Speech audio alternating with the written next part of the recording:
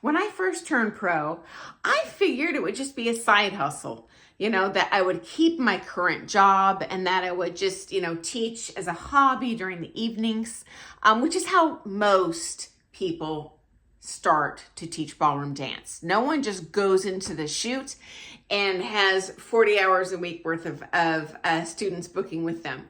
And if that's happened to you, tell us how, because that's not what I've ever seen. Even with my friends who are all championship level dancers, everyone starts from the bottom and works their way up. Anyway, it did take off actually. And I'd like to say that I'm God's gift to teaching, but honestly, I credit it to Dancing with the Stars, because after I turned pro, this TV show came on TV in the United States where I'm broadcasting from, and we could not stuff people in these doors. Like, we could have taught 50 hours a day, would not have been enough space for them.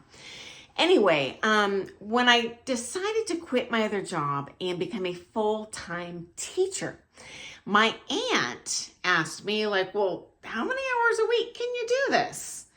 And of course, at that time, being a young woman, having never experienced, really any major injuries other than nursing myself through with sports medicine doctors, arthritis and typical things, but never a serious injury. I was like, I don't think there's a limit. It's pretty easy. Little did I know, I'm not going to be that age forever. And when you're teaching, you are teaching a lot of hours. Okay, and especially when you do pro-am, it is hard on your body. Did you know 80% of professional dancers suffer a serious injury during the course of their professional dance career?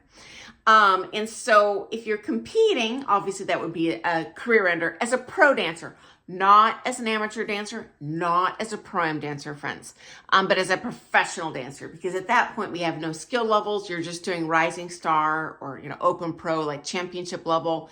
Everyone is amazing and more amazing. And so and everyone's dancing textbook correct. You could probably get away with a great deal of physical injuries when you are in bronze, for example, because half the floor is doing the wrong heels and toes or off time. I mean, there's a lot of wins to be had there, but not in the professional categories. Similarly, as a professional, you are dancing many, many, many hours a week. Now, I am admittedly a dance addict. I can never get in enough dancing. And so I'm not complaining, trust you me, but we are more prone to injury when we dance more and we're just physically tired. We get more tired when we teach prime. At least I do. For our pro friends out here, if you've had a different experience, share with me. But when I'm teaching an amateur couple, just physically, I have more rest time for my body, because am I leading the follow through the figures? Yes. Am I leading the lead through the figures? Yes. But I'm not throwing it down the whole time. There are times where they're dancing, and so just physically I get a break. And certainly the way I teach, I am very physical. I don't sit and chit chat and touch your toes. Look, you can do that stuff at home. You want to chit chat? Watch my YouTube channel. We're here to throw it down. I'm going to cram as much info as I can down your throat, and we are going to dance hard. And if I teach a competitor, I'm probably going to make you do a comp round too. So you're not only dancing hard, it's 10 minutes straight, no rest. Go for it.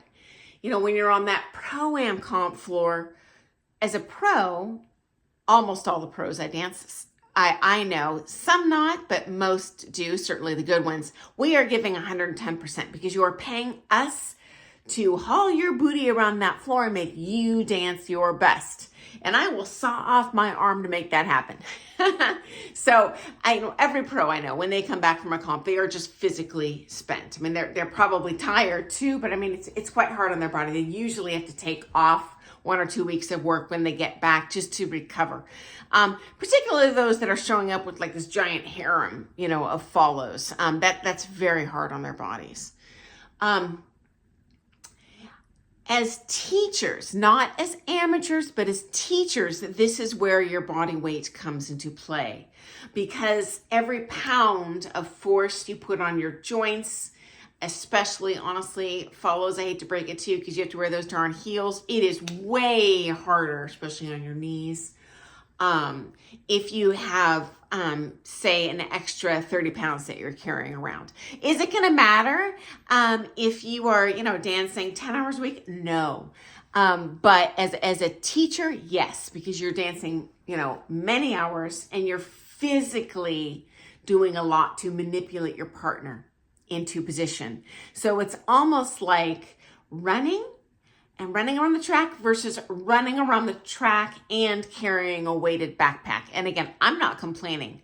I get it. I essentially get what you might call it, that runner's high when I'm dancing. I'm going to get bored stiff on a treadmill. Dancing is joyful and entertaining, and I love that feeling of exhaustion, but I am exhausted. Don't get me wrong. Also, friends, this might come into play and probably does in terms of why we have to pay so darn much for those lessons. Certainly where I am broadcasting from, which is in the United States, and I'm on the West Coast, the Northwest coast of the United States. Most of our ballroom dancers here are independent contractors, meaning we are not employees for that studio.